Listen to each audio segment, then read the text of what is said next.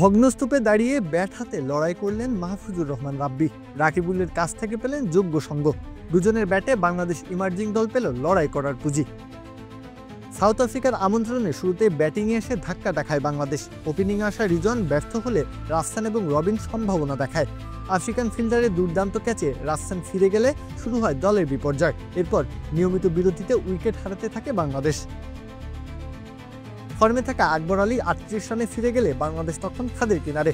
১১৮ রানেই নেই ৮ উইকেট। এমন অবস্থায় দলের ঢাল হয়ে দাঁড়ান রাকিবুল এবং রাব্বি। প্রথম ম্যাচে জয়ের নায়ক রাকিবুলের ব্যাট এদিনও ছিল বেশ সাবলীল। রাকিবুলের ইনিংস থামে ৪০ বলে ৪২ রান করে। রাব্বির সাথে ৮৪ রানের জুটি করে দলকে ভালো অবস্থানে রেখেই ফিরতে হয় তাকে। বাকি কাজটা করেন মাহফুজুর রাব্বি। দলের বিপর্যয়ে তুলে নেন নিজের ৫০। ৭৭ বলে ৫৮ রানের দায়িত্বশীল ইনিংস খেলে দলকে এনে দেন লড়াই করার পুঁজি। বাংলাদেশ শেষ পর্যন্ত স্কোরবোর্ডে জমা করে ২২৫ রান। এই সিরিজে সবচেয়ে ভালো দিক দলের সবাই গুরুত্বপূর্ণ সময়ে দায়িত্ব নিয়ে খেলছে। মাহফুজুর রাব্বি বরাবরই সম্ভাবনাময় একজন ক্রিকেটার। ব্যাটের সাথে বোলিংটা বেশ ভালোভাবেই করতে পারায় তাকে বলা হয় junior Sakib. Magic herbal toothpaste দূর করে দুর্গন্ধ সৃষ্টিকারী দাঁতের সমস্যা। ইয়েস, দেখাও তোমার ম্যাজিক।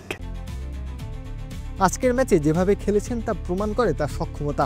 বাংলাদেশের নতুন প্রজন্ম যে সম্ভাবনার ছাপ রাখছে রাব্বি তাদেরই একজন। অন্তত আজকের ইনিংসের পর তাকে ঘিরে প্রত্যাশা আরও বাড়বে। তিনি হতে পারবেন কি পরবর্তী সাকিব আল হাসান? প্রত্যয় হক কাব্য, খেলা ৭১।